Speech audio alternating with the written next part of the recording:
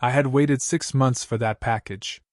6 months of painkillers that barely worked, of endless insurance forms, and physical therapy that left me more exhausted than healed. The call came just after breakfast. My medical equipment was on its way. My hands trembled when I hung up. It wasn't excitement. It was relief. Real, bone-deep relief. I could finally start healing properly. Oakage Estates looked peaceful on the outside. Lawns trimmed like military haircuts. Mailboxes matching in height and shade. Everyone waved but never spoke too long. But underneath, it was a neighborhood strangled by its HOA, and Karen Wilkins was its iron grip. President of the board, self-proclaimed guardian of order, and a woman whose smile was always 2 seconds away from a complaint. I was watching from my living room when the delivery truck pulled up. My breath caught. It was here. I reached for my cane and pushed up off the couch. Every step ached, but it was worth it. I needed to help the driver with the box. Custom equipment, built to support my spine, not exactly something you wanted tossed around. But just as I opened the door, she was already there. Karen. Clipboard clutched like a holy artifact. Marching across my lawn like it was a battlefield. She stopped the driver mid-step, finger wagging, voice slicing through the air. "Excuse me, what do you think you're doing?" The driver looked maybe 20, confused and polite. "I've got a delivery scheduled for this address." He pointed to my house. I raised my hand. "That's me. I've been waiting for this for months." Karen stepped between us, like a wall in yoga pants and pastel lipstick. "I'm Karen Wilkins, HOA president." She emphasized each syllable like she expected applause. "We have very clear rules about deliveries in this neighborhood." I blinked. "It's medical equipment." I tried to stay calm. "Insurance approved. Legally delivered. You can't stop it."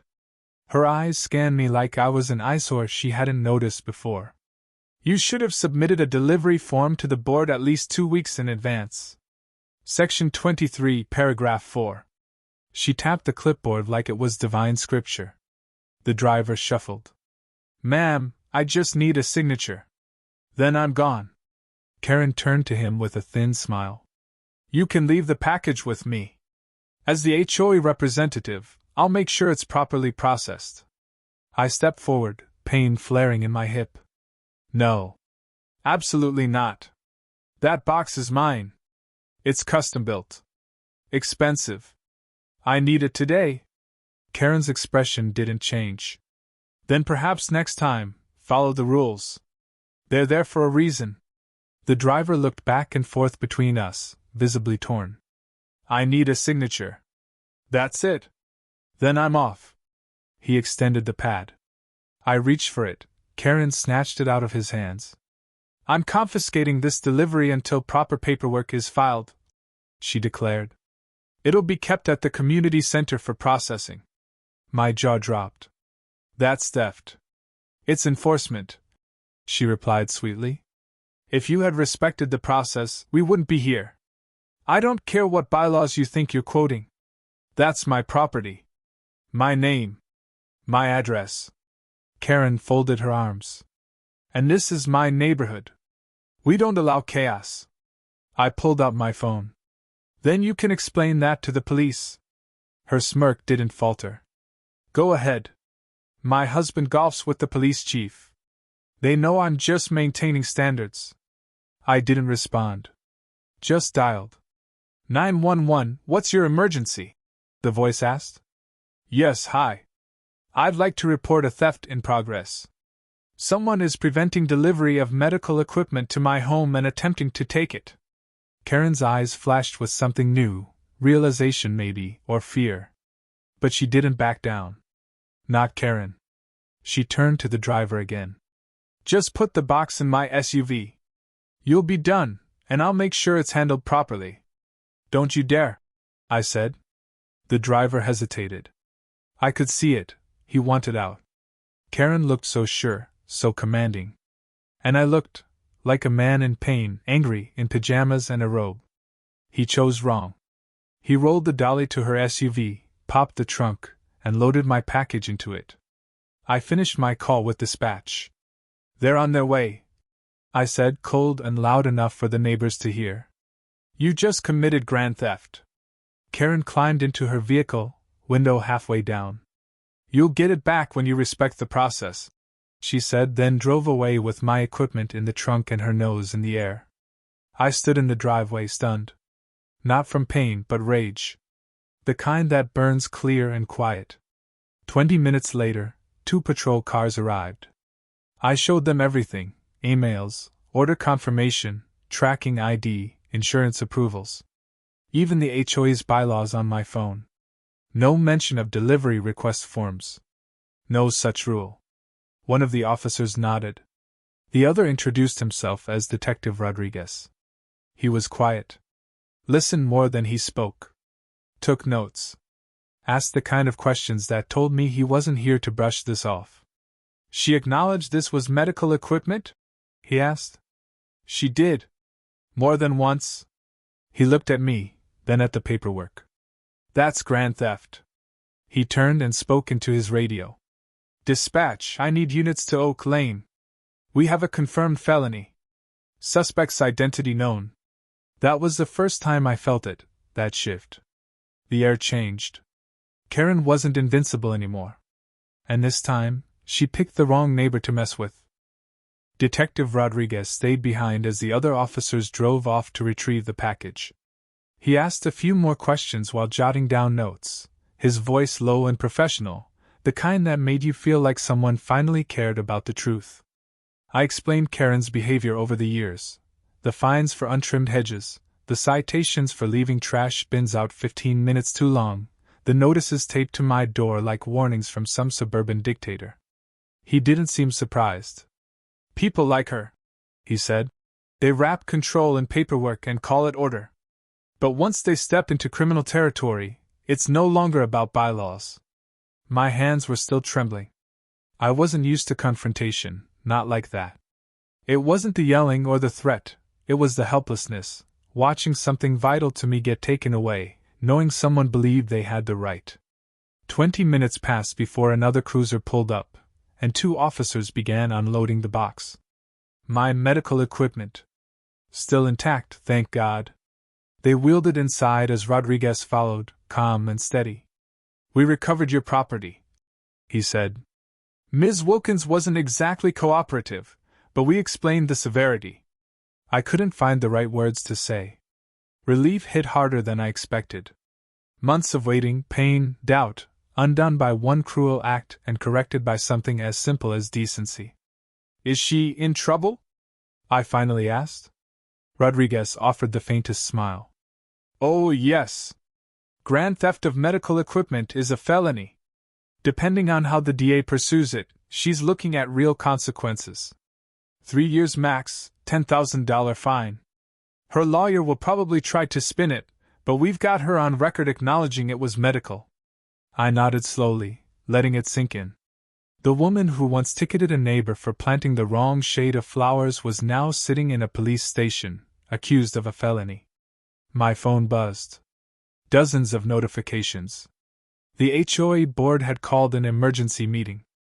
Emails were already flying out, terms like leadership transition and unfortunate misunderstanding filled my screen. Rodriguez glanced at it and chuckled. Looks like the rain is ending. Before he left, he asked if I could come by the station the next day to give a formal statement. I agreed, still processing everything. When he walked out the door, he paused and turned back. You know, most HOA complaints we get are civil. Noise, fences, lawn height. Nothing we can really act on. But this was different. She went too far. I thanked him again, and he nodded, closing the door behind him. I didn't even have time to sit down before my phone rang again. Ted, Vice President of the HOA. His voice came through without any introduction. Is it true? She stole your equipment? It's true, I said simply. He let out a low whistle. Well, the board just voted. Unanimous. She's out. Effective immediately. And we fined her the maximum in the bylaws. $5,000. I didn't know what to say. Ted filled the silence. Look, we all knew she was intense. But this?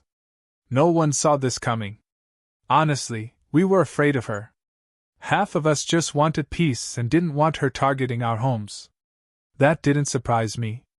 Karen ruled with intimidation disguised as formality. She never raised her voice, but every sentence came with a threat buried beneath a smile. We hung up, and I stared at the equipment box, untouched, unopened. It still felt surreal. Then I heard the sound of a car pulling into a driveway. Curious, I went to the window. It was Karen. Her husband was driving. She stepped out slowly, looking like a completely different person. Hair frizzy and limp. Eyes red. Designer clothes wrinkled and ill-fitting. She didn't notice me at first. When she finally looked up, our eyes met. There was no smugness now. No condescension. Just the hollow stare of someone whose world had collapsed faster than they could process. Her lips moved, but no words came out. She turned quickly and hurried inside, head down, avoiding every neighbor watching from their driveways, gardens, porches. People were suddenly very interested in being outside. I didn't feel sorry for her. I felt justified.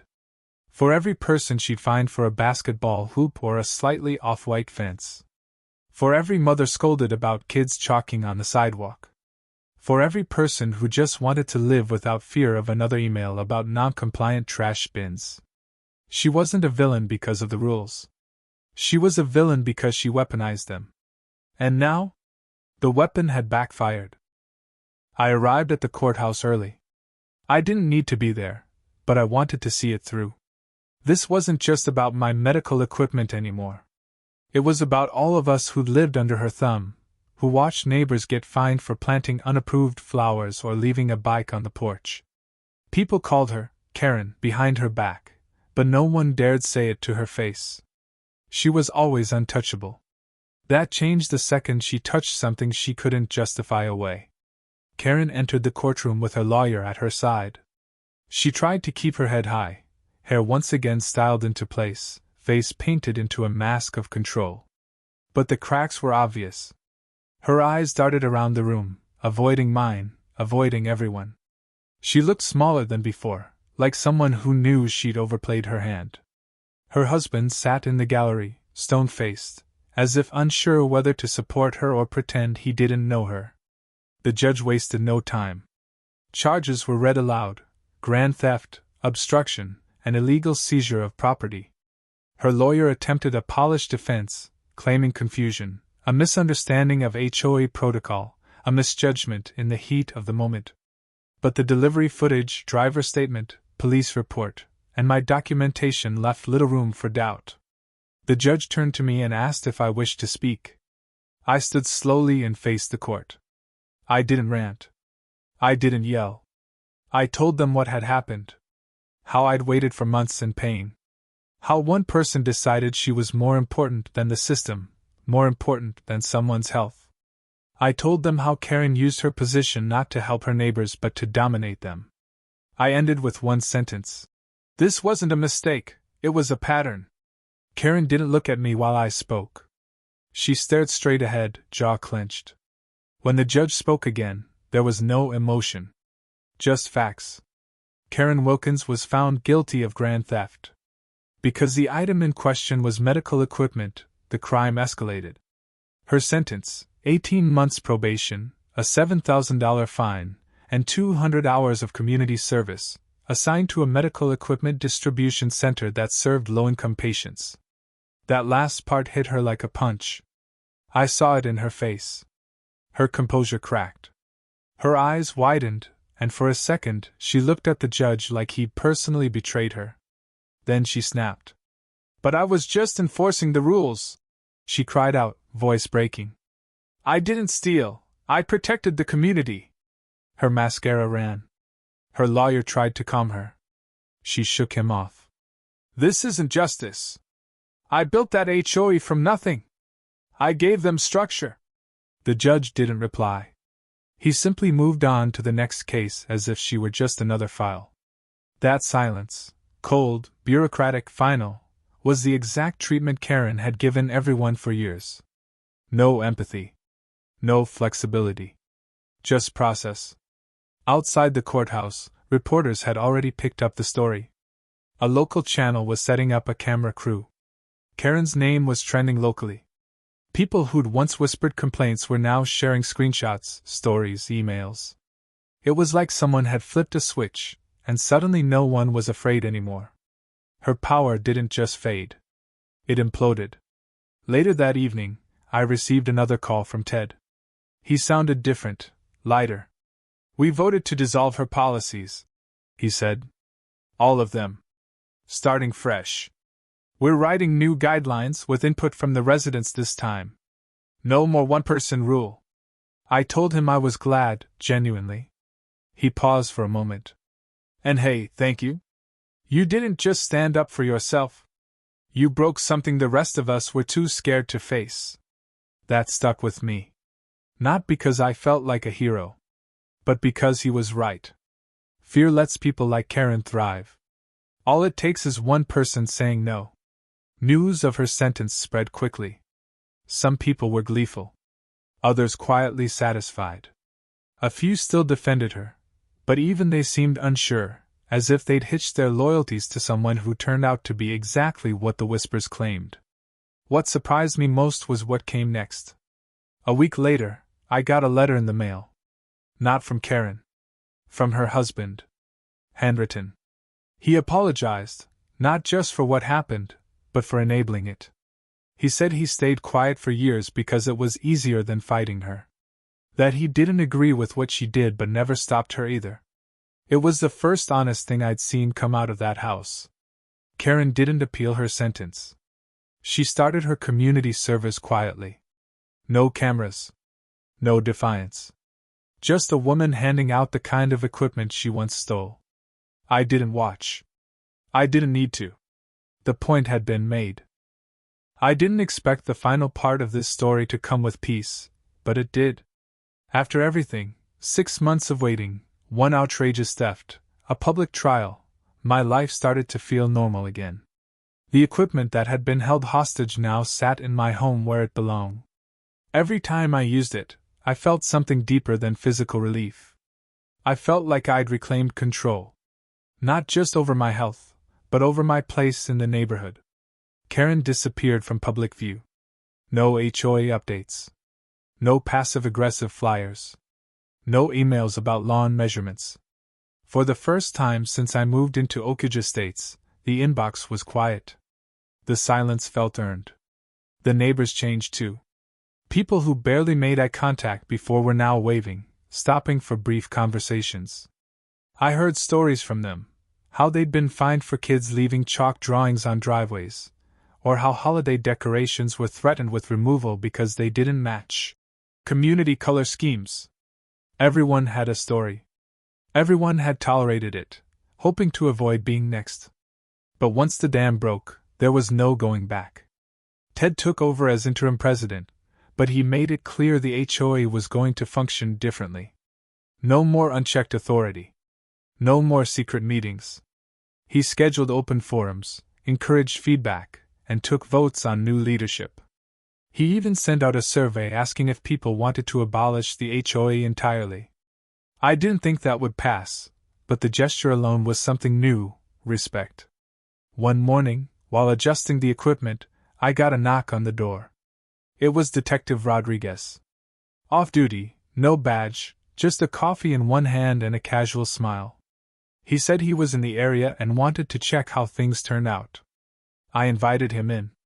We didn't talk about the case at first. Just small things: weather, traffic, how quiet the neighborhood had become.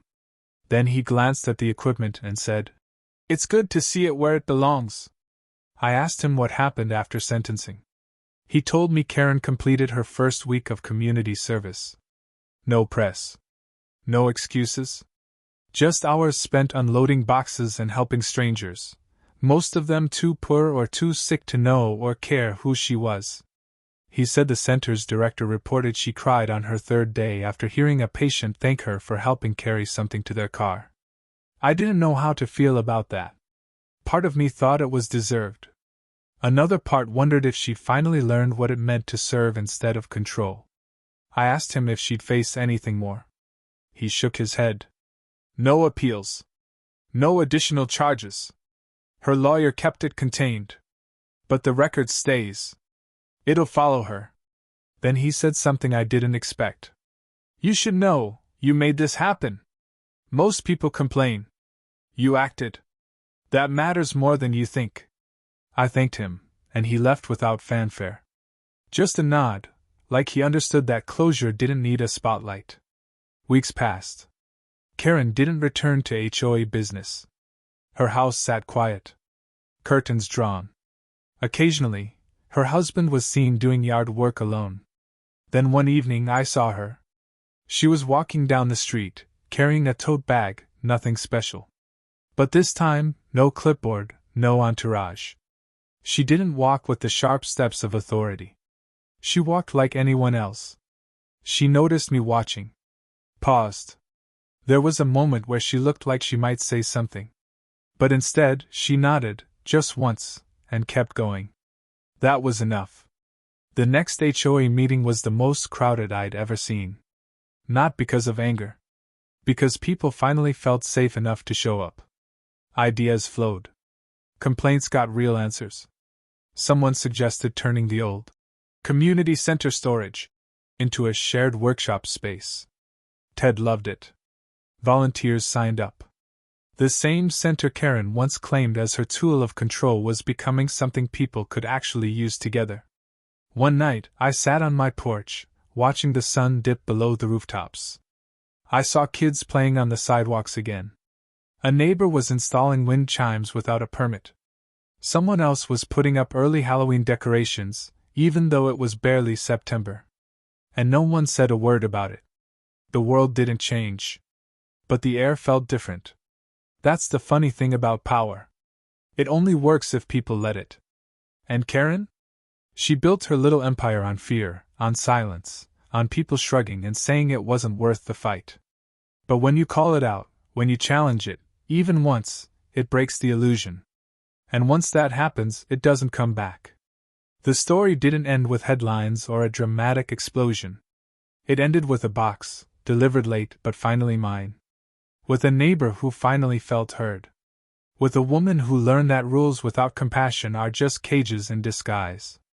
And with one simple truth: sometimes, the pettiest tyrants fall the hardest.